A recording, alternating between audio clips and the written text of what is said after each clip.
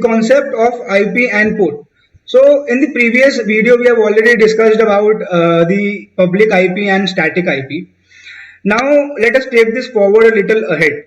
So assume that we again have a company in which we have a web server like we had in our previous video. If you have not seen my previous video, please I request you to please see all these videos in a series, because we will always have a flow. So like in previous video we discussed about making up a server on machine B. So like I have mentioned up that server over here down. You can see over here, this is the server. And if you see at the very left corner of this video, so there is a client. So who is sending in a request? Google.com. So whenever someone sends in a request, google.com, abc.com, facebook.com, so this domain gets converted into a combination of IP and port. So domain are actually like the names which have been used to make sure that people do not have to remember IP addresses and ports. So this gets converted, like most of us know about it. That is good. So I am coming to the point of ports like in few minutes. So if you see over here, like over the top, so this particular abc.com is converting into 10.5.4.3 colon 443. Now assume one thing, that this abc.com is hosted on this server.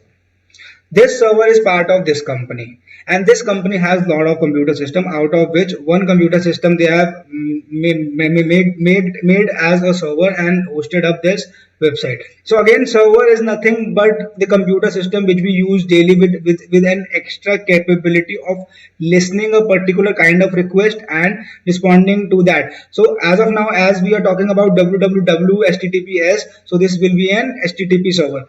So one thing you will have to mug up today in this video is like HTTP is always attached to port number 443. HTTP is always attached to port number 80. JDBC is always attached to port number 3306. So I am talking about MySQL.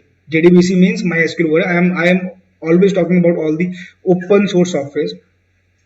So what exactly happens as the person shoots the request? It changes into the IP address and port like combination, and this IP address is the public IP. We discussed about this in previous video. So this reaches the office premises. So office premises is over here. This reaches the office premises, the office router. So now the office router knows that in this particular office, if someone reaches this IP address and this port, he will have to route this request to this system. So the router will route this request to this system, which will be having a static IP, right? So now the request has reached this system. Now the request has reached this system.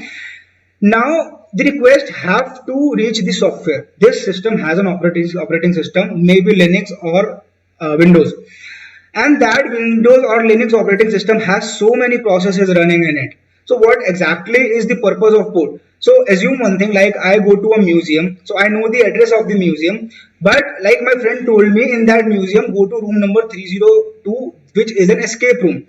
So I have reached the museum means that I have reached the computer system, but after that I need to go to a particular room, that is 302, in which I have my favorite game. So in the same place, this computer system has the server process attached to a port which is 80 in case of HTTPS, and it is 443 in case of HTTPS. It is 443. So one thing, that this is written wrong. In HTTPS it reaches port 443, in HTTP it reaches 480, and in MySQL it reaches port 3360. So kindly learn this, that in HTTPS it reaches port 443. This is mentioned wrong in this video. So now when it has reached the computer system, it has to reach the process. So IP makes the request reach a particular computer system. After it has reached a particular computer system, it has to reach a particular process. So that particular server is running as a process. Everything on an operating system runs as a process, and that process is bounded with a port number. So port number, you can logically you can say that port number is something same as the room number in a house. So address is something same as the IP address. So someone reaches the house by the IP address, and after reaching the house, after reaching the CPU, it has to reach the particular process, and for reaching the particular process it should know the port. So one more thing before closing up this video is like why we have always predefined port numbers for HTTPS, HTTP and JDBC. This is because to make sure that all the developers are in sync. If I develop my JDBC and like configure it in some other port, if someone else configure it in some other port, if someone else configure this in some other port, then it becomes difficult. For example, HTTPS and HTTP are always on ATN 443. A browser knows where to send the request.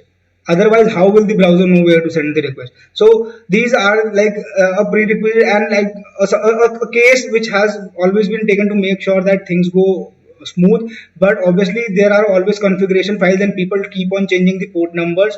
This is not necessary to keep the same port for a particular process. We can go to the configuration file and change these port numbers for security reasons. So banking software do change these ports, and like people do have a lot of firewalls to protect them. So we will talk about the firewall.